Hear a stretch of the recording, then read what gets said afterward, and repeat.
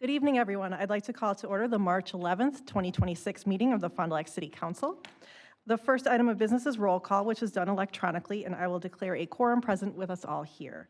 The next item on our agenda is the Pledge of Allegiance, which is followed by a moment of silent reflection. Please rise. Pledge allegiance to the flag of the United States of America and to the republic for which it stands, one nation, under God, indivisible, with liberty and justice for all.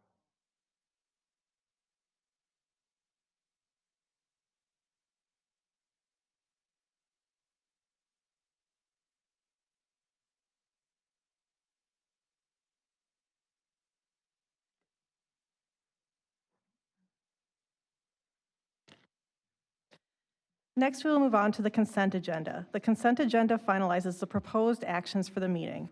A, February 11th, 2026 minutes. B, list of claims dated February 17th, 2026. And C, list of claims dated March 3rd, 2026. Is there any discussion? Seeing none, I will entertain a motion. We have a motion by Mr. Godfrey. And we should be able to do this right in the app. None of us have the motion. Okay. All right, and we got a second by Mr. Zimmerman. Are we good on the location of where we're at? Okay.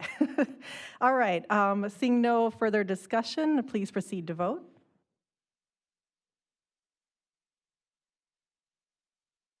All right, and that passes unanimously. And just bear with us, we're still working through some technical stuff, so I think we're good, but now I probably ruined it. Anyway, next on our agenda is audience comments, agenda and non-agenda items. The presiding officer will limit speaking time for non-agenda items to 1 minute and items noticed on the agenda to 5 minutes. Ms. Hefter, do we have anyone wishing to speak? We do. Looks like we have two. So we'll start with Derek, is it Seminas, who wishes to speak on agenda item A, the Class B fermented malt license.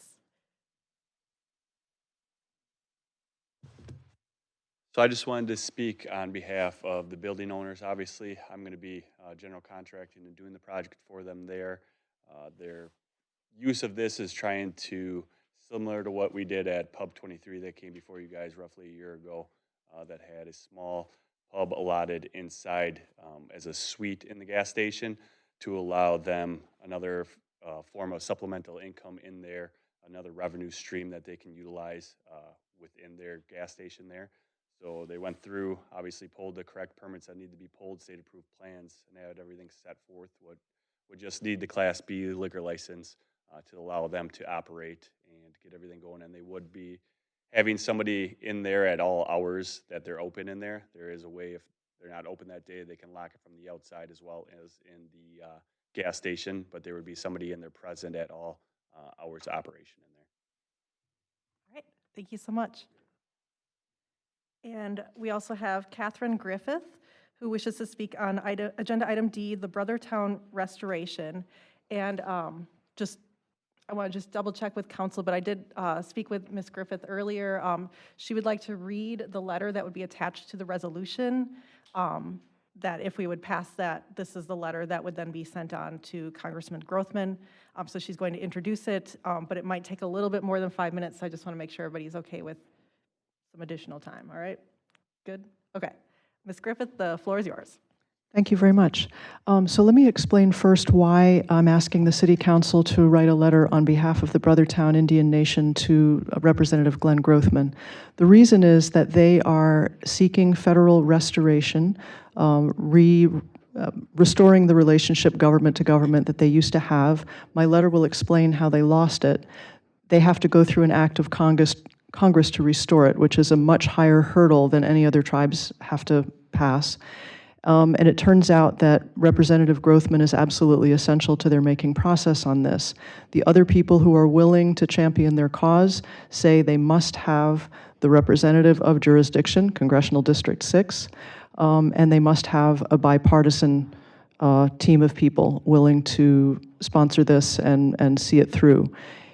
In both counts, he's essential. So they've asked me to work with them. I've been working with the tribe for a couple of years.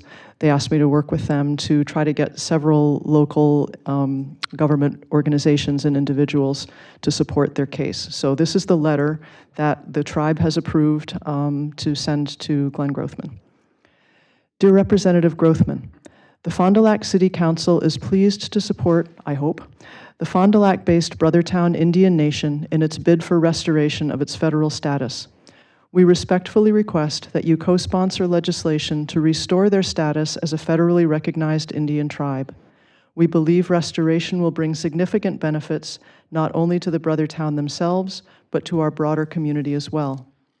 The Brothertown Indian Nation traces its origin to 7 federally recognized tribal nations originating in Rhode Island, Connecticut, and New York. In 1785, they established a government which has functioned continuously ever since. The United States government recognized the sovereignty of the Brothertown Indian Nation through 6 treaties signed between 1788 and 1838.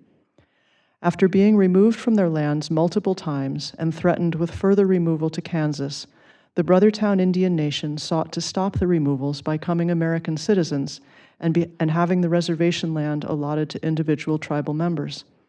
However, in 1839, while the United States distributed some reservation lands to tribal members and granted citizenship, it also terminated the sovereign status of the Brothertown, a result the tribe did not seek. In 1924, all American Indians were granted citizenship without having to forfeit membership in their tribal nations, nor were those nations required to give up their federal recognition as a condition of their members receiving citizenship. In 1980, the U.S. government finally created a process for tribes to establish federal recognition. The Brothertown Indian Nation immediately filed a letter of intent to seek federal recognition. 32 years later, in 2012, the U.S. Department of the Interior issued a decision that the Brothertown had been terminated by the 1839 Act of Congress. They further decided that because an act of Congress had terminated federal recognition, only an act of Congress could restore it. This poses a hurdle unique to the Brothertown. There would be numerous benefits to both the tribe and the broader community of federal restoration. The benefits to Brothertown include the ability to develop tribal infrastructure and services such as housing, education, and medical care to better support tribal members, federal protection of land, water, and cultural resources, access to some federal programs and benefits, and the ability to contract for services with the federal government. Benefits to the broader community include a culturally and economically thriving Brothertown Indian Nation, spillover economic benefits of some federal programs, the expansion of cultural tourism, and enhanced benefits to the whole community of the Brothertown's work to study and protect the Lake Winnebago waterways and restore wild rice. The Brothertown have a long and dynamic local history, building and operating the first grist mill in the area, constructing and operating the first steamboat ferry, the Manchester, on Lake Winnebago, and building the first Methodist church in the area. They have served proudly in the U.S. Armed Forces since the Revolutionary War. Brothertown members Alonzo Dick and William Fowler, a relative of former tribal chairman Robert Fowler, were elected to the Wisconsin Territorial Legislature in the 1840s, decades before most Native Americans were even allowed to vote. The Brothertown Indians continue to be active in and embedded in the local community. For example, they help other organizations raise money through bingo nights at their community center in Fond du Lac. Current beneficiaries include Catholic War veterans and Critter Junction Pet Rescue. The Brothertown play an important role in the annual Celebrate Community event at the Expo Center. Brothertown veterans periodically present the colors at the start of Fond du Lac County Board meetings. The tribe has been asked to make a piece of outdoor art for the Fond du Lac Community Campus. They're currently restoring a recently acquired cultural center in Calumet County on original reservation land where they expect to hold events open to the public.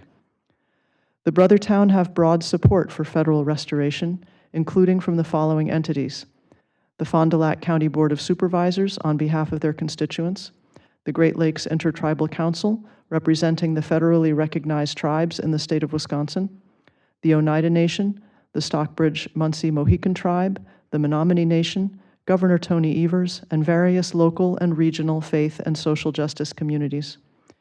We request that you help strengthen the economic and cultural fabric of our community by actively supporting the Brothertown's bid for federal restoration. Your leadership is key to moving forward. As constituents, we will thank you. Sincerely, and then if you approve, it would be Tiffany on behalf of all of you and the city. Thank you. All right, thank you. And with that, that ends our audience comments. So next we'll move on to our action items.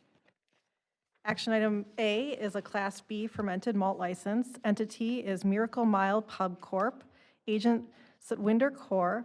Agent address 1422 West Mario Lane, Oak Creek, Wisconsin. Doing business as Miracle Mile Pub. Business address is 508 South Main Street. And our introduction is by our city clerk, Ms. Hefter. Thank you, President Brault. Miracle Mile Pub is applying for a Class B fermented malt license for an on-premises sales at 508 South Main Street. The applicant will be remodeling the convenience store to create a separate business that will be walled off from each other, have separate entrances, assigned staff, and has submitted a site plan to the inspection department. The property must pass all inspections with building, fire, and county health department. City staff and alcohol license committee recommend approval. All right, thank you. Is there any discussion from council? Seeing none, I will entertain a motion. We have a motion by Mr. Heisler and a second by Mr. Godfrey. Is there any discussion? Seeing none, please proceed to vote. And that passes unanimously. Item B is a Class B intoxicating liquor and Class B fermented malt license. Entity, The Big Garlic Fond du Lac LLC. Agent, Desiree Rockwhite. Agent address, 2131 Riverbend Road, Plover, Wisconsin. Doing business as The Big Garlic. Business address, 213 South Main Street. Again, our introduction is by our city clerk, Ms. Hefter. Thank you again. The Big Garlic is applying for a Class B intoxicating and fermented malt license at 213 South Main Street. The applicant has another location in Stevens Point and will be taking over the Lighthouse Bar and Grill. Background checks were done on the officers and agent, and city staff and alcohol license committee recommend approval. Thank you. Is there any discussion? Seeing none, I will entertain a motion. I have a motion by Mr. Mullen and a second by Mr. Zimmerman. Is there any discussion? Seeing none, please proceed to vote. And that passes unanimously. Item C is resolution number 9225, a resolution authorizing waiver of the prohibition against possession of alcoholic beverages on specified public ways for Fondue Fest on September 12th, 2026. Again, our introduction is by our city clerk, Ms. Hefter. Thank you again. Downtown Fond du Lac Partnership is requesting the city to waive public consumption on city streets for the annual Fondue Fest on September 12, 2026. No glass containers or carry-ins will be allowed in the festival area from 9 a.m. to 5 p.m. A special event application has been submitted and approved for this event, and city staff recommends approval. Thank you. Are there any questions for Ms. Hefter? Seeing none, I will entertain a motion.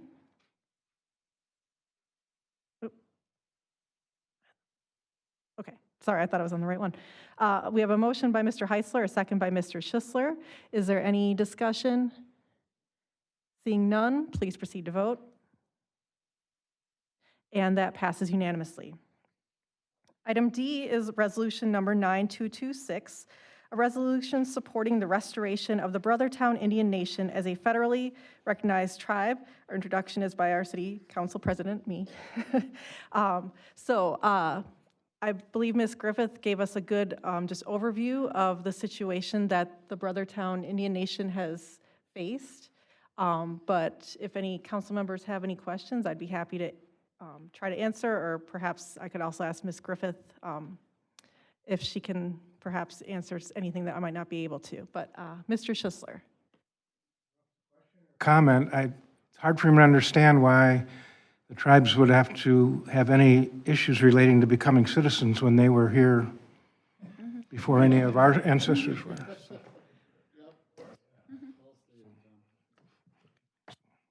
Yeah, I agree.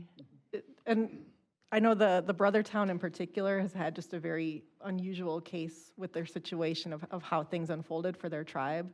So, but yeah, that's doesn't really make a lot of sense. Are there any other questions or comments from council? I am not seeing any, so I will entertain a motion. It looks like we have a motion by Mr. Godfrey and a second by Mr. Mullen. Is there any further discussion? So I want to thank Ms. Griffith for bringing this to the council, and, oh, people are already voting. If provided this passes, I'm really glad that we would be able to help take this step to help support the Brothertown in their efforts, because I think it's so valuable that we have them here in Fond du Lac, and looking forward to hopefully supporting them more. With that, I think I'm the only one who didn't vote. All right, that passes unanimously. Thank you. Item E is resolution number 9227, a resolution making appointments to the Library Board, Board of Appeals, and Downtown Architectural Review Board. Our introduction is by our City Attorney, Ms. Hoffman. Thank you. I'm filling in for Joe tonight. So we have an appointment to the Library Board, Emily Wassenaar. I'm not sure how you say her last name. But, and then for Board of Appeals, Mark Weber, and then Downtown Architectural Review Board, Stephanie Rokash. And all three of them, their resumes were attached, and they certainly look like they would be wonderful candidates and additions to the city's board. Wonderful, thank you. Are there any questions for Ms. Hoffman? Seeing none, I will entertain a motion. We have a motion by Mr. Mullen and a second by Mr. Zimmerman. Is there any discussion? Seeing none, please proceed to vote. And that passes unanimously. Item F is resolution number 9228, a resolution amending Exhibit O of the City of Fond du Lac budget, fees for special events. And our introduction is by our Council Vice President, Mr. Heisler. Excellent. Thank you very much, President Brault. I just want to begin by thanking Ms. Hoffman for the assistance in putting the resolution together. I bring this to council tonight because I first became aware of the costs associated with the mobile vehicle barriers, which I'm now going to abbreviate as MVBs for the rest of my brief statement. But I first became aware of the costs associated with the MVBs when I first heard about the St. Patty's Day Parade, which is this weekend, potentially being charged a $560 fee. You would see that if you looked at the cost estimate prepared by the city attached to the agenda. Parades are typically, in the past, only been charged a special event fee, which is, I believe, $100. This then led me to discuss it on the 13th of January with our city manager and council president. During that meeting, I said that parades are community-focused events that don't make revenue. There is no fee for entering the St. Patrick's Day Parade, the Memorial Day Parade, etc. And I don't believe that parade organizers should feel the need to assess a fee to entry participants in order to recoup those costs. City Manager Moore agreed and said the city would waive the MVB fees for parades, which is one of the things you'll see in the attached resolution. After hearing some complaints from some farmers market vendors about rising costs also, I had discussions with Ms. Krupp from the DFP and Mr. Kirkow at Thelma related to the costs of the MVBs for their events. My assertion is the amount that the city is charging for the MVBs is too high, and the cost per barricade model currently being used could lead to confusion and potentially the reduction in size and scope of the events. Events like Thelma's concerts and the farmers markets are free to the community, and my hope is they will remain that way. My fear is if the MVB costs continue to rise, that the money is going to have to come from somewhere to pay for those, and that could lead to a reduction in the number of events or their outright cancellation. Let me be clear on this, though. My concern with the MVBs has nothing to do with safety, only cost. I understand the need for the MVBs, and I'm in full support of the police and their plan to secure these events. I'd like to thank Chief Goldstein for a great conversation last week, and I'd also like to especially thank Captain Rob Duvenek for being wonderful to work with in preparation for the upcoming St. Patrick's Day Parade on Saturday. I understand that we need to charge something for the MVBs, but I believe the intent of the fee is and should continue to be accountability for event holders. My hope is that this resolution could reduce costs for event holders while still providing accountability, and it's for these reasons I'm in favor of the resolution. However, I would like to make an amendment to the costs on the resolution. So what I'd like to make the amendment on the costs of is if you'll take a look at the resolution as attached is I believe the exact numbers, if you can pull that up for me, Maggie. I would like to cap the new fee at it's currently stated as $100 per block. I'd like to start that at 50, capped at 200. So the 100 should go to 50, the 250 should go to 200. That would be the amendment to the resolution I would make. And once again, thanks Ms. Hoffman and all involved for helping me research this and get this on the agenda this evening. With that, I'd love to hear some feedback from council before I make a motion. Okay, so would you like to formally make that amendment before discussion? I would like to make that amendment right now, if that's okay with everybody, yes. So I would need a second on that amendment, if you'll entertain that amendment at this time. Yes, that is in order. Do I have a second on the amendment? Mr. Mullen? Are we able to do amendments in there? Okay. I didn't know how Granicus was going to work with Yeah. amendments. I'm really sorry, Maggie. I probably should have got that to you ahead of time. Okay. So, thanks, everybody. So the resolution on the floor is currently an amendment to the resolution to change the fee schedule. And so I'll open it up to questions, and we'll start with Mr. Mullen. Thank you, Madam President. Yeah, I'm really in favor of reducing the fees. When we approved the barricades and these items in the budget, I really didn't have a full comprehension of the effect on all the vendors and things, especially at Thelma and the farmers market.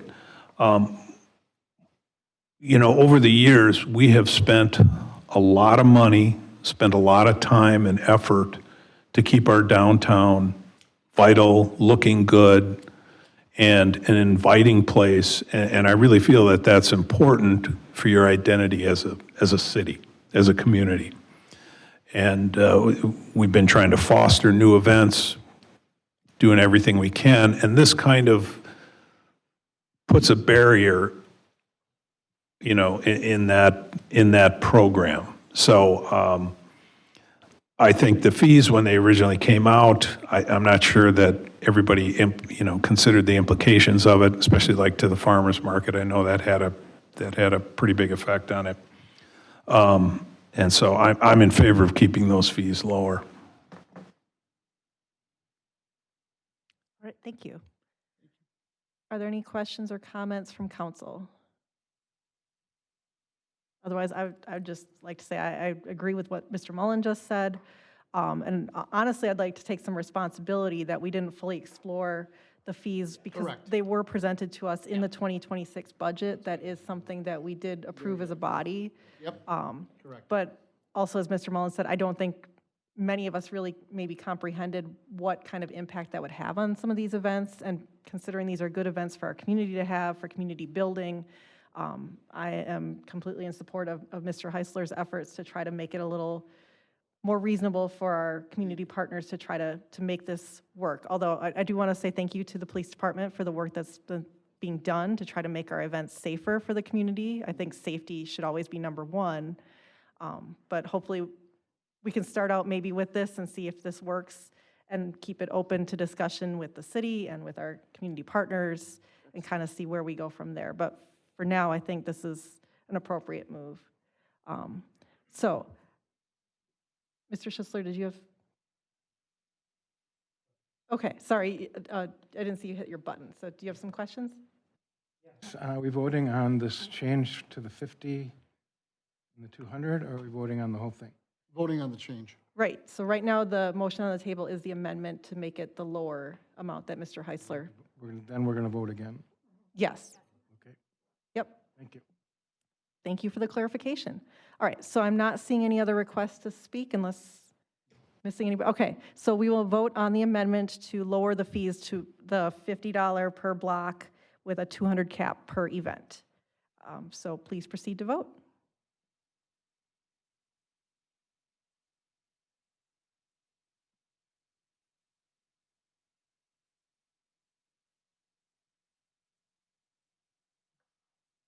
You haven't? Okay. Okay, so the amendment does pass unanimously.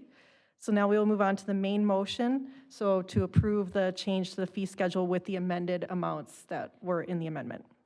Is there any discussion or questions before we move on? Nope. Okay, please proceed to vote on the, oh, sorry. Do you need a motion and a I- second for that, Maggie? Realize, yes, we don't have actually a motion on the main motion. So we have Mr. Heisler made the motion, and Mr. Godfrey seconded. All right, so please proceed to vote. And that passes unanimously. Thank you. Thank you all. All right, that ends our action items, so we will move on to the presentation of input items. Item A is creation of a designated outdoor refreshment area, or DORA, and our introduction will be by our city attorney, Ms. Hoffman. Thank you, President Brault. This has been talked about on and off for a while. I mean, it's come up, staff has talked about it. I've had various people ask me about it. There's a variety of municipalities that have DORAs, which stands for Designated Outdoor Refreshment Area. I didn't come up with that. My research indicated it started in Ohio, so blame them for the name. But at any rate, if it would be, this is just an input item. We just want to know, would council be interested in this?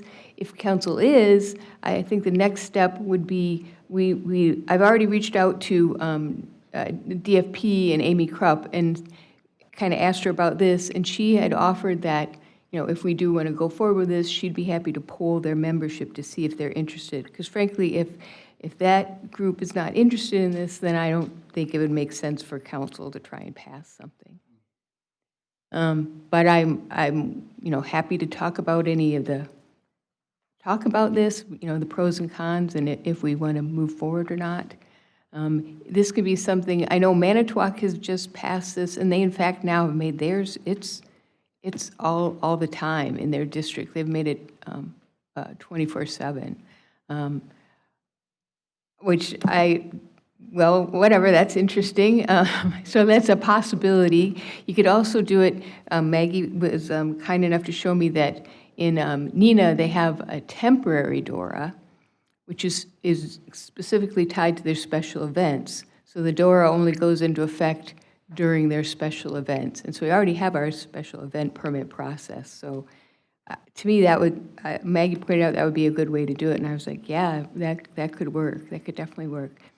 Well, I guess what I want to really say is there's lots of different ways to create this if you're interested. And then we would do the research and come up with some different alternatives and bring back a more specific proposal. Again, if council's interested, if DFP's interested. We'd also probably want to bring it in front of Alcohol Licensing Commission because they would be the ones. So for instance, if we pass this, but somebody's abusing their DORA privileges, they might lose their DORA privileges. And again, it would be the same process we go through when someone loses their liquor license. But we'd have to add that to their ordinance that creates the alcohol licensing. Well, thank you for that introduction. So I'll open it up to questions and comments from council, and we will start with Mr. Heisler. Thanks for that great introduction and all the research that's gone into it so far, Deb. I really appreciate it. I just want to say that I had a great conversation also with Ms. Hefter. Thank you for the comments. And I think that we're on the right path. If we want to pursue something like this, I'd be in favor of a DORA tied into special events and special events only. I don't want this to be an every day of the week type thing. I don't want the DORA, which by the way is kind of a stupid acronym, if I'm just going to be totally honest with you guys. I don't want it to have an additional burden on law enforcement. I mean, and that would not be the way to go. I think a DORA might be best served if its purpose is mainly cleaning things up so that we don't have to do as many resolutions every time that there's special events. This might allow organizations to do pop-ups, but they'd also still have to follow all the special event applications from what I understand. I also learned from Ms. Hefter, thank you, that the city has an internal special events review committee. That includes all city departments, which would, in my opinion, be the ideal place to look at this as a possibility, to review DORA's boundaries and bring specifics back to council at a later date. I think, for us to try to figure out where it should go and who should be involved and all the particulars, I think is is really not the best use of council's time. I guess my hope would be, if it is something that council's interested in pursuing, that we could get consensus on our shared purpose and vision, and then leave the technical details to that special event review committee. Because we want to make sure that, A, like Deb mentioned, the DFP and other event holders want to be on board with it and are good about it. It's not going to place a strain on law enforcement, and that we're able to get buy-in from the city department heads that are involved in making things like this happen. So, thank you very much. All right, thank you. Mr. Mullen? Yes, thank you. I have a few questions on this. One, I think Mr. Heiser kind of addressed, is that in terms of Maggie's work, this would simplify it potentially, depending on how it's set up. It would just eliminate the need for all the resolutions waiving the prohibition of alcohol on public streets. So you could just do like like for Thelma, you could grant them a DORA for a season or whatever. And then- Correct, yes. and then If it wouldn't that's, have if they're within those boundaries, then yes. Right, you'd set up, I mean, that's kind of the perfect example of one that'd be very self-contained, well-defined, Correct. and I also would be in favor of doing that only during events. I'm gonna have to visit Manitowoc and see how that's working. Because, and I read all these materials, and one of the things, the way you would know if somebody is operating legally is they have the DORA cup. But, and as I was talking to another downtown business on this, what's to stop somebody from just grabbing that cup out of, the garbage and walking around drinking all day, So people I've talked to said, that might be a possibility. We certainly don't want to encourage public drunkenness outside of events. Now I've seen how these things work in other areas, especially if they have kind of a designated area where it's bars and restaurants. And the ones I'm thinking about in particular, they were like malls. They were closed off. They didn't have traffic. So you didn't have people potentially intoxicated walking around in traffic. We really don't have any areas like that here. So to set up a district, I think is kind of hard, because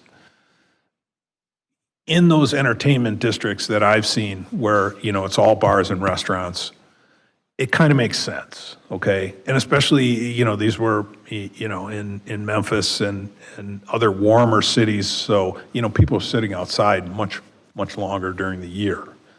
And it would be very hard to police anyway, if you've got restaurants with outside seating and people are drinking there and people are walking around. I think it just makes it simpler from a policing standpoint. It's like, okay, we're going to keep open intoxicants inside this area. The other thing that I would encourage, or I would be interesting, is, and I don't know if Chief, if you had a chance to think about this at all, but to give some thought as to what that would mean, or the impact of that in terms of enforcement. I mean, is this going to be a headache to enforce? Is it going to make it easier? And I'd really like some input on that, because I do not want to create a problem for the police. I mean, it might be easier, depending on how this is all set up, you might be able to, focus enforcement. But I certainly don't want to make it any more difficult for the police. So that's it for now. Chief Goldstein, did you have any thoughts on this yet, or is this something that, I don't know if you want to comment on Mr. Mullen's questions, or I don't want to put you on the spot either, because it's kind of a I'm new on the topic. spot every day, so that's totally okay. And I've shared some of my thoughts with Ms. Hoffman. It's it's new, right? And I've reviewed the same documents that you have seen, and just to share a few of those, you know, I got to see how this tracks. And I mean, you're talking about some, you know, parameters and criteria that you're putting on it, so it's a little different from, you know, even just the ordinances that were shared prior to doing this. But, you know, I think maybe on our end, it might create an increased risk of intoxication, disorderly behavior, public disturbances. Enforcement challenges for us might stretch us even, you know, thinner as I ask my officers to enforce designated zones and boundaries, follow container rules, minors that are in the area, et cetera. And then the other thing I was thinking of was on the like DPW side is the cleanup, you know. So there's things as you go through that it's, you know, we look at it from different perspectives and different lenses. So I just ask, you know, as it goes through from city council to the city directors to DFP, is everybody is allowed to put their perspective on this, so that if it is going to happen, please understand that there's gonna probably be some unintended consequences with any action that we take. So that would be my initial like blush on this topic. Thank you so much. All right, are there any other questions or comments from council on this time? Oh, sorry, I don't know why it's not showing up on our end, but Mr. Schisler, you can have the floor. We still got to use this one? Yeah, oh, yes, is that what, yeah, Use so this one. it's not working in the app, so yeah, please push your physical Okay. mic button. I don't want to be too repetitive, but I definitely should be limited to specific events. And I've seen other communities try it, and it creates problems if it's a big area. Like we have a huge area of bars and restaurants. If it's located in one part, it's the people that are far from it are going to feel like they were, you know, you favored these people over here and you left us over here. So that's a problem with it. It's just we have such a huge area. So that's all. Okay, thank you. Mr. Mullen?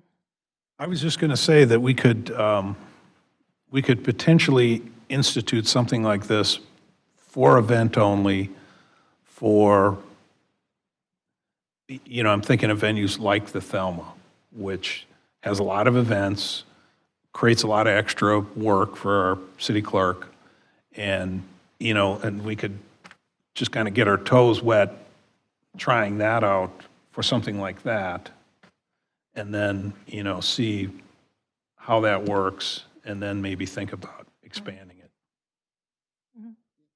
Yeah, I think that's a good suggestion. Although I do like the idea of surveying our downtown businesses and just kind of seeing if there's other businesses that are interested. Oh, yeah, I would definitely want to do that. Right. You know, I would want to do all the other things we talked about, but I was just suggesting if that might be a way, after all of those discussions and everything, if we still feel like we want to go ahead with it, that might be a good, like, kind of test case.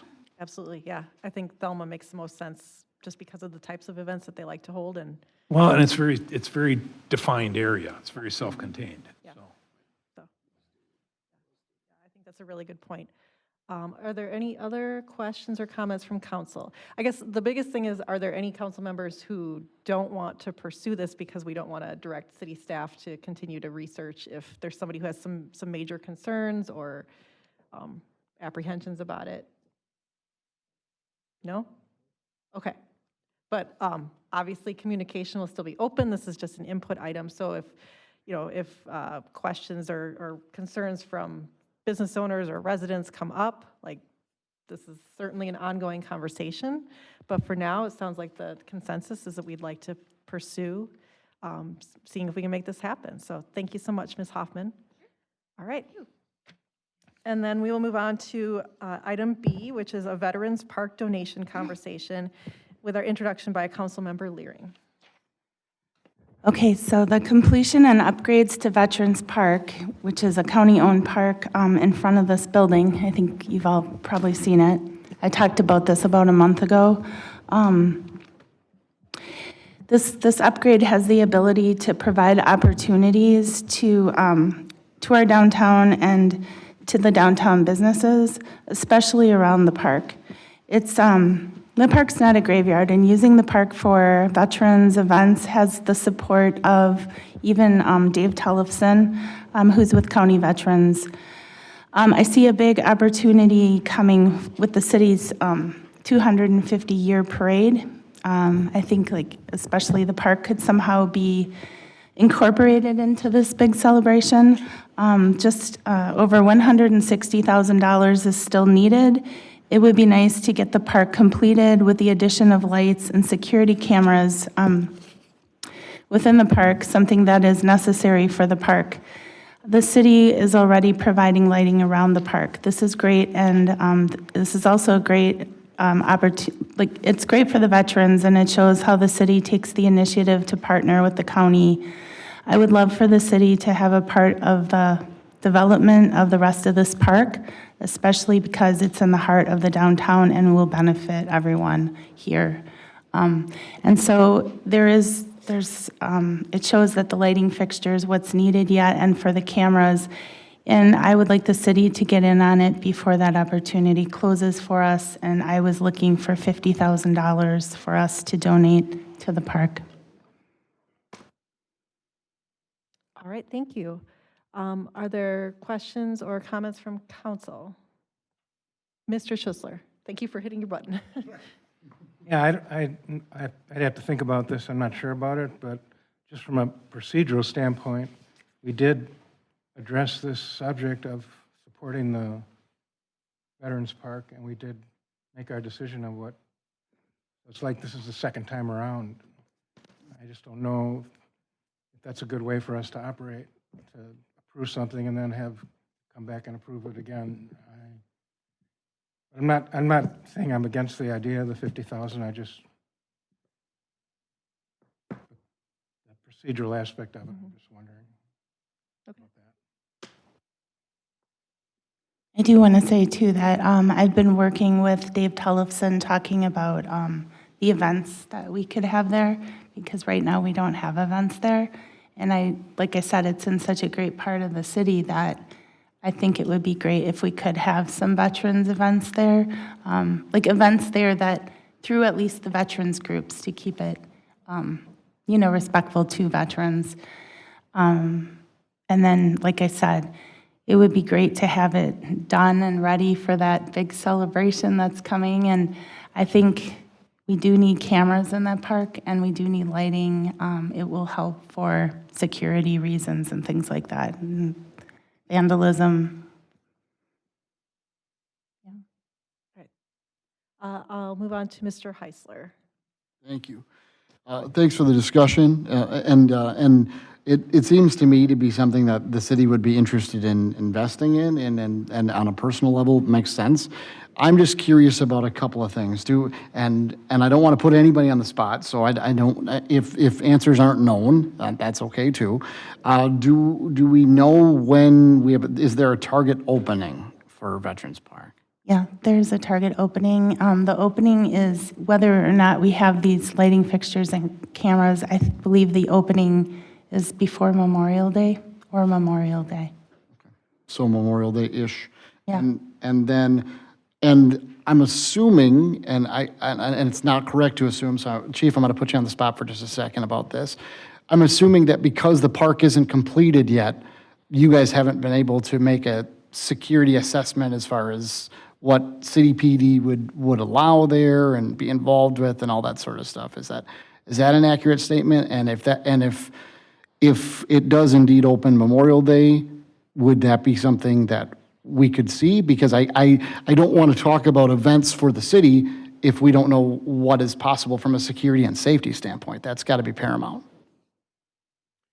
Specific to Veterans Park, I mean, so we've had those discussions internally and collaboratively. So as we sit, and you're talking about the footprint is what you're talking from? Right, yeah. And I have a few thoughts to share if the city council is okay with kind of my thought process and Would love that. Police thought process as far as where we're sitting today, and then you can probably see where we can move forward. So, Please do. as you can imagine, safety and security of participants, spectators, volunteers, and vendors is our number one priority for every downtown event. I mean, that's safety is number one, and in our vision, people first. Recent tragedies across the country have reinforced the need for communities to reevaluate how large public gatherings are protected. That's really where we started with that. If you remember back to the Waukesha Christmas tragedy, that demonstrated how vulnerable parade routes and events can be. Our responsibility is to learn from those events and take proactive steps so our community remains safe. So over the past year, and you mentioned Captain Rob Duvenek, I can tell you we've had just a number of conversations and strategic planning, just him and I, and also with the city. So we work closely with DPW, Fire Rescue, DFP, and city leadership to review the downtown event footprints and safety plans. And, you know, we focused on our emergency vehicle access, so fire rescue and police, crowd density, pedestrian safety, traffic control points, and the ability to deploy those MVBs that you were talking about to mitigate effectively. Just so everybody knows, nationally, one of the most significant threats to large public gatherings is the use of vehicles as a weapon. To address this risk, the city invested in, with the city council support, in the MVBs. And so the updated route and footprint allow us to strategically place those protective barriers where they're most effective. So why did we make these route adjustments? I can tell you we made slight modifications to improve vehicle barrier placement. That was one safety point. The other one was to reduce uncontrolled access points. So I'm a visual person. Hopefully you can see as I use my hands. If you can think of the parade route, you know, we'll start with Reese and you get to Merrill. That's a pretty wide open area, but you know, a lot of our command is in that area and we have some control. When you go from Merrill to Second, you know, and you can visualize downtown, it is an incredible landscape for us for safety. Why? Because it is all buildings and it provides just a natural barrier against vehicles. When you get south of 2nd Street and you start to move to 3rd, I want you to visualize on the east side, there's a large parking lot on 3rd and Main that's really hard to control. And then on the west side, you have Nebat, which has a very large parking lot. And then just south of that, you have Court that goes into Veterans Park. Prior to what they're doing at Veterans Park, those are all open access points and just incredibly hard to control with anything. We would need, I would tell you, tens, maybe hundreds of personnel and extra MVBs just to lock down those areas because so many vehicles can get through. That really pushed where we were having those conversations with 2nd Street. I just wanted you to kind of see that visual, that up to 2nd Street, our downtown is a beautiful, safe place that allows us to protect those intersections the way we do. Past 2nd Street, not so much. The goal of the adjustments is not to change the tradition, and I know I've had a lot of talks with City Council and members of our community, but ensure that those traditions can continue safely for years, even past me. I mean, it's just, we're in a new day when we have to, you're believing in your police chief and fire chief to ensure, and DPW, to ensure that we have a safe place for our community to go. Events like parades and the farmers market are important parts of our community identity. I know Mr. Mullen had talked about our identity, and I want families to, you know, feel comfortable attending and participating. As your police chief, my responsibility is to plan for risks before they become incidents. That's why we are where we are today with that footprint. Adjusting routes and event layouts based on modern safety practices is part of a responsible event management. I understand that changes to longstanding traditions can feel difficult. I can tell you I'm feeling the phone calls and the emails. They feel difficult. But I share with you that these decisions were made carefully, collaboratively, and with the sole goal of protecting the people that make those events safe. So that's where we're at. Now, as I drive around, I know I see Veterans Park has different structures that are going up. Doesn't mean that we cannot, I mean, that's what we do, right? We assess, we reassess, we reevaluate as we go. But as we stand today, hopefully this lays out a little bit of my vision on what safety is for that downtown area and that footprint. Got it. Thank you for the comments, Chief. Really appreciate that. Because, and I guess my only question as we move forward is not that it, you know, we're opposed to the financial contributions, but I'm just curious on how all of that works with so many conversations yet to be had. I guess that's really kind of, because as Chief alluded to, there's things that need to be figured out yet, and certainly we as a city need to figure some things out yet too, and so does the county. So I'm just not exactly sure where that leaves us. And with that, I guess I'll end my comments. Thanks again, Chief. Welcome. I did want to say, I, like, in no way when I said incorporate the park into you know, when we have the celebration in town, for the parade or route or anything to go past the park, just meaning that that park is, we're upgrading it and spending money on it. And, it would be nice to actually use that park and get that park completed and make sure that there's no damage in that park or anything, since it does sit in the city. Not only is it a county property, but we also have a responsibility, as the city, to also, I think, be a part of the whole picture with that park. And I think it would be great if we could be. Thank you. Mr. Mullen? Yeah, as I stated last time this came up, I just want to remind everybody that citizens of Fond du Lac are also pay county taxes, and so the money that, we've contributed our share as Fond du Lac County residents, we've also kicked in another $75,000 for lighting. So, we've paid twice, and I'm not opposed to putting some more money in. Everybody loves veterans, and the park is right in the middle of our downtown, and we want it to be beautiful, and we want it to be successful and all that. But I think we really need a formal request from the county. They need to, I really want to know what they're going to do with the money, what they need the money for, how much they need, and, I want to ask. I want them to ask. So I don't know what you mean by formal request, but I am the vice chair of that committee. I'm making a formal request, and that was my idea, actually.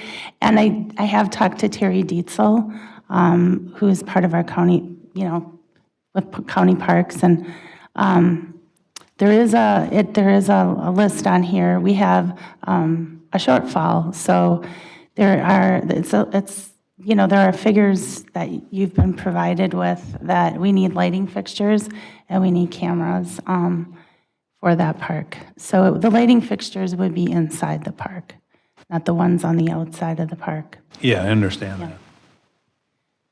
So I don't know how you want that formal request, but like I said, also Ms. Brault is also on that particular committee, so that would be the EAR committee. And I'm making the formal request as the vice chair of that, and I have talked to Dave Tellison and to Terry Dietzel about it. And, yeah. No offense, but I don't think that request can come from a county committee to the city of Wisconsin, or city of Fond du Lac.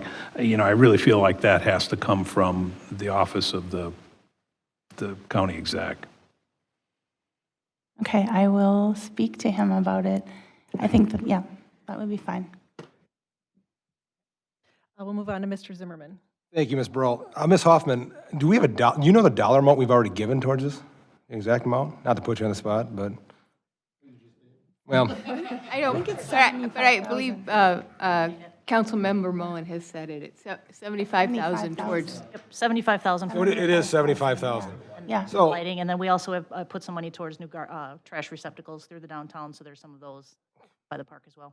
I don't want to sell the city short here. We've already contributed money, guys. 75K. All right, that's one. I agree with some comments I've already spoken, is we've talked about this. It went nowhere. To me, it was a moot point. I have some concern also, given the fact that we have 2 county board supervisors on this council. I have an issue with them requesting this. I agree it should also come from the county themselves, either the head of the Veterans Organization or the county executive himself. Ms. Hoffman, any legal advice you can give on 2 county board supervisors asking for money? One, but when it comes to voting, I guess? Yeah, I'm just asking. I mean, city residents are also county residents, and I think every council member has to make their own determination if there is a conflict, whether this is something that is coming from their county role and shouldn't be necessarily coming to city, or if it can fit into both their city role and their county role. So I mean, again, that's part of what you sign up for when you run for this job. So I would leave it to our councilwoman to determine if she has a conflict or not. Is there an obvious conflict, like a legal conflict, that I would say, no, you can't do it? No, there's not. Yeah, I mean, I just saw a need and I saw an opportunity to partner. and work together. And I thought it was a good opportunity for the businesses in the city. And, I mean, that's really an important thing is, that we think about the local businesses and opportunities to the city. I'll just follow up with what we gave them $75,000, so that's my last comment. Thank you. And I have a question. Didn't we need to do the lighting outside of the park anyway, or not? Was that something that the contribution to the outside lighting around the park? Because the trash receptacles are going to be all over the downtown. But the $75,000 for the lighting is just for around the outside of the park, right? Yeah. So it doesn't have to do with the property inside the park at all. Okay. I have a couple more, so I'll move to Mr. Godfrey, because Mr. Mullen, you've spoken before. First of all, Angela, thank you for bringing this in front of us, and Chief and Tricia and Deb, thank you guys for your input on this.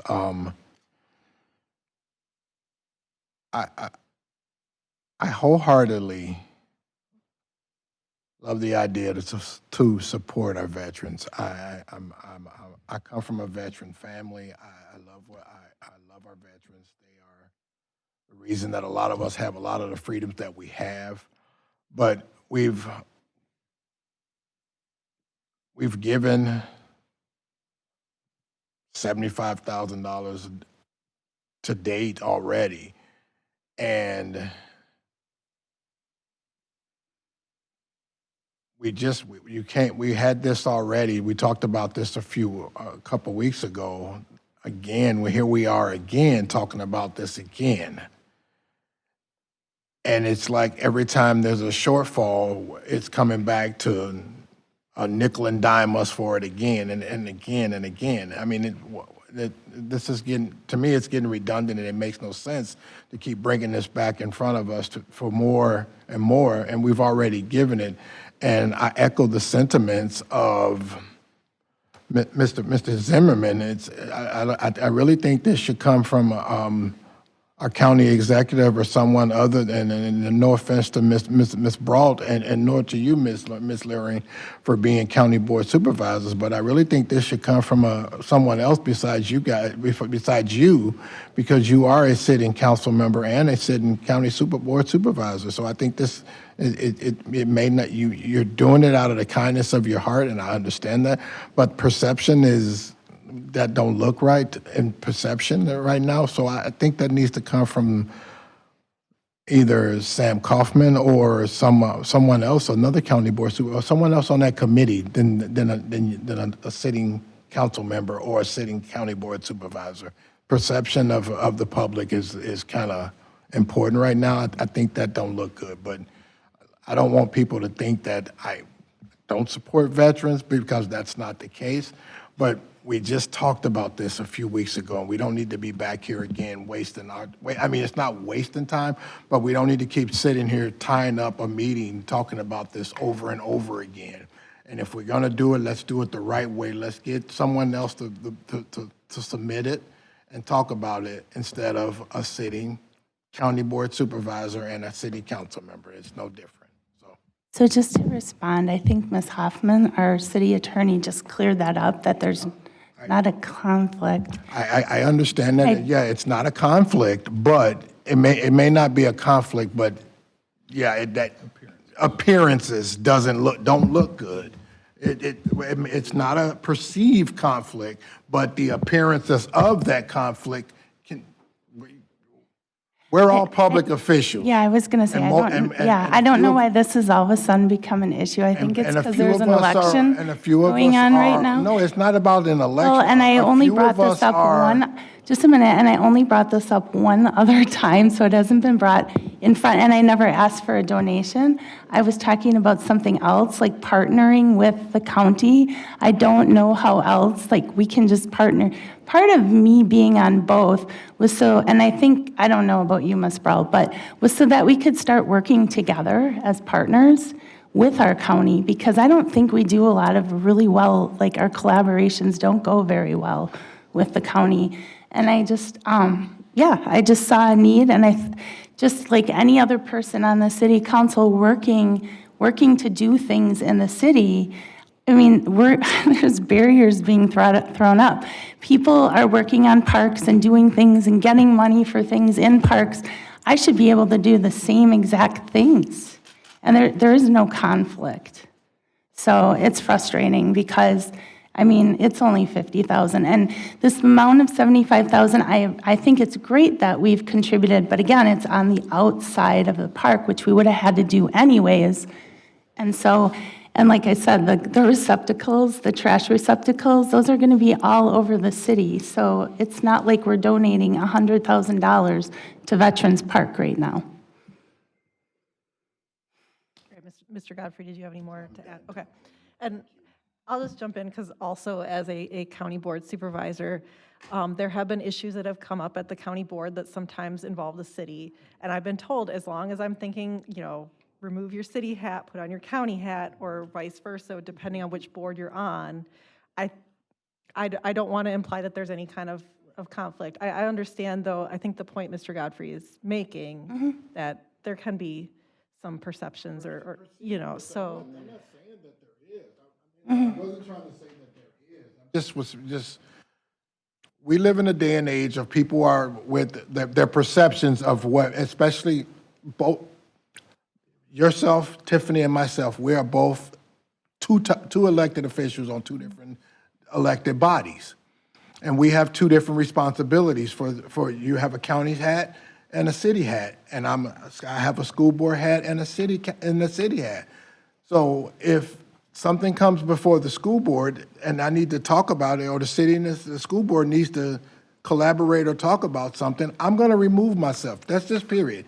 And but I'm not saying that that's wrong or right, but because of the perception or the perceived or what someone else can think that there is a conflict, I'm just going to, for personal reasons and myself, for my own clarity, I just remove myself from that discussion. I'm not accusing anybody of a conflict. It's just who I am and how I do it. You don't have to do that, but I just would try to think logically and think outside the box. I mean, we've taken a lot of ARPA funds and done things in parks in the city that cost a lot of money, and all I'm doing is asking for us to contribute $50,000. There's been way more money than that have been donated to things in parks and things like that here in the city. And bringing up a conflict of interest during an election with certain community members who are constantly pointing out conflicts of interest, I understand, but I'm just saying it's just not, yeah.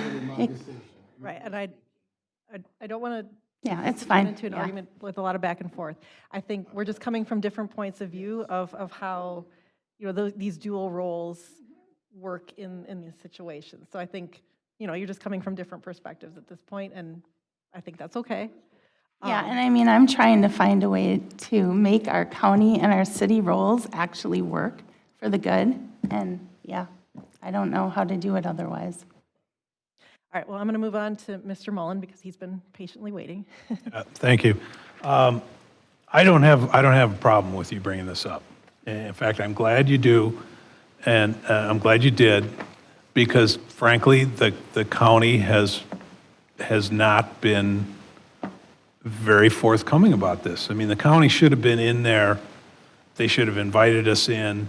I mean, this is right in the heart of our downtown. I mean, I understand the veterans got to say what they want, and I'm not saying we wanted to control the project, but they really should have worked hard to be a partner, because we would have been there. I mean, we did the stage at the fairgrounds, and we initiated that, and we're the biggest donor to that project.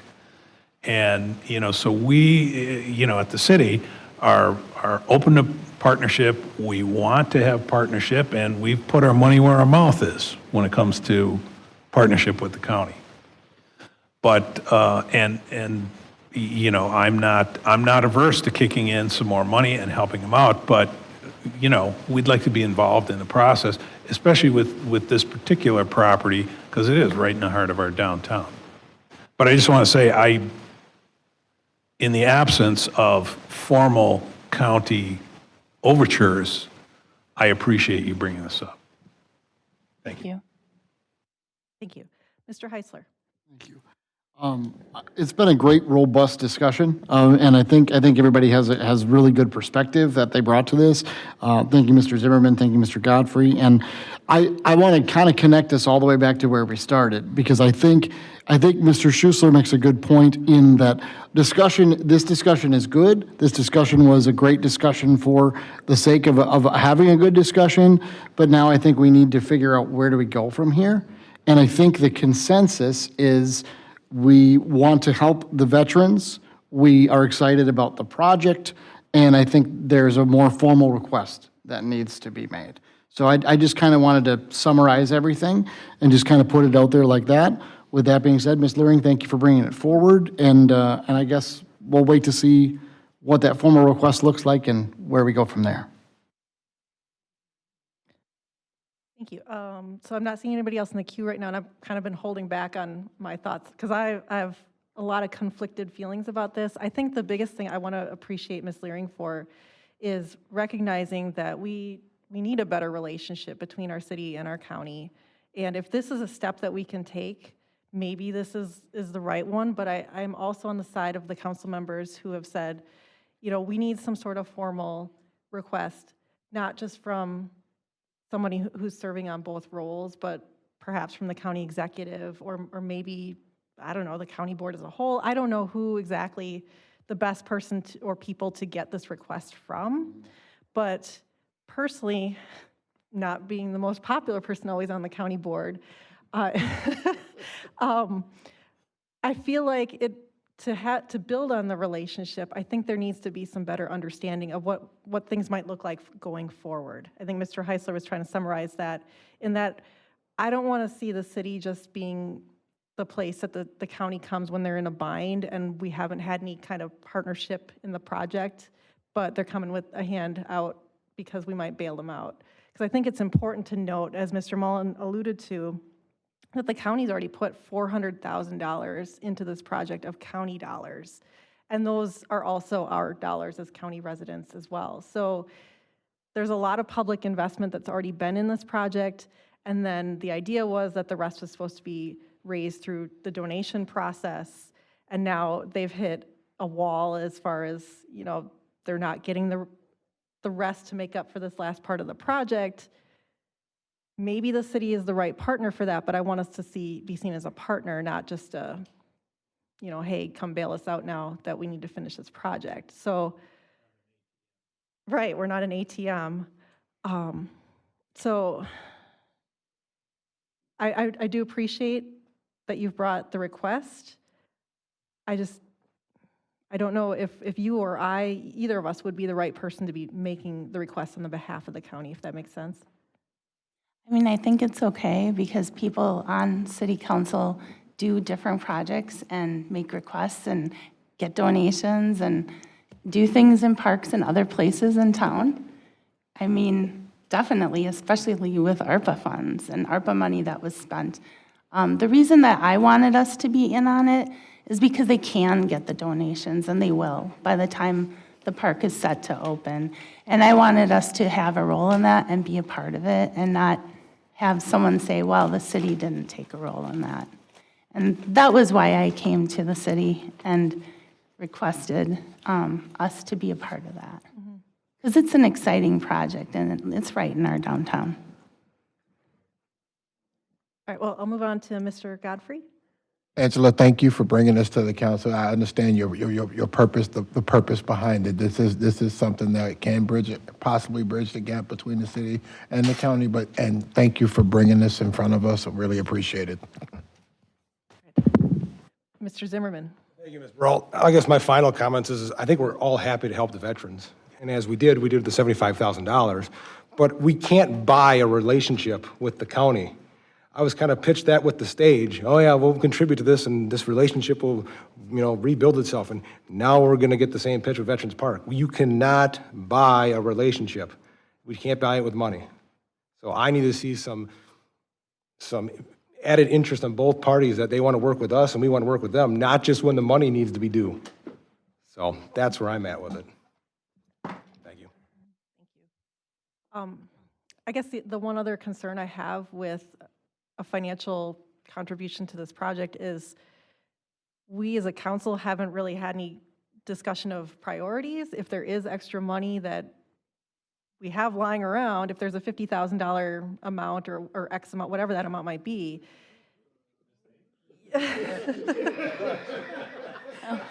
Well, before, I did not mean to put Miss Davy on the spot, and I'm not going to make you do that right now, but What you did, no. But that is a conversation that we haven't had as a council. If there's projects within the city that might need to be a bigger priority than a county project that we weren't directly involved with. So Ms. Davy, if you want to comment on any of that, but. Sure, and I was, ready tonight in case you guys did decide to move forward with making some type of financial donation. So this would come out of our fund balance. So we would, we have that money sitting there in our fund balance. This would come out of there because it is an unbudgeted, expenditure that the council would direct us to make. Mm-hmm. And I guess the thing that I'm a little uncomfortable about with that right now is just that there's been so many conversations across the county of money and how it's impacting residents. And, because we've got the county jail discussion, we've got a school referendum on the ballot in April, we've got just a lot of things, the revaluation affected people financially for our property owners. There's just so many things that I don't feel comfortable saying, here, just take $50,000 of city tax dollars if there's something else that we need to prioritize first. and I mean, I agree with that, and this was prior to all of these conversations that we recently had with the jail. So unfortunately, this comes around the same time because I can't afford a raise in my property taxes either. But this is money that was sitting there, and I did talk to Joe more about this. And I asked actually for just a little bit more. And he said that this was, a good amount that we could, it's money that's already sitting there. So I guess if there's some way to offset, property tax money with that or something else, that's fine. But it's going to go to probably some other project or somewhere else that, I just thought that this was an important thing for our city to be a part of this. So thanks for considering it. I thought I'd bring it in front of the council. Right, and what I'm sensing the consensus is we're not ready to move forward with the financial contribution today. But if there is an ask from the county that maybe can lead to a better partnership, maybe, I don't think anybody's opposed to considering that, right? Yeah, so I really appreciate that you're continuing the conversation. I think it is important. I want to see a better relationship between the city and the county. I think we all do. So if this is a step forward, I don't think we're ready exactly this point tonight, but I don't think anybody's opposed to continuing to consider. So I'm sorry that, it's maybe not the best outcome right now, but I appreciate that we had this discussion. So, all right. Is there anybody else who wanted to chime in? Otherwise, I'm not seeing any. Okay, so thank you. And that was our last input item, so I will entertain a motion to adjourn. Second. We have a motion by Mr. Zimmerman, a second by Mr. Heisler. This is not debatable. Please proceed to vote.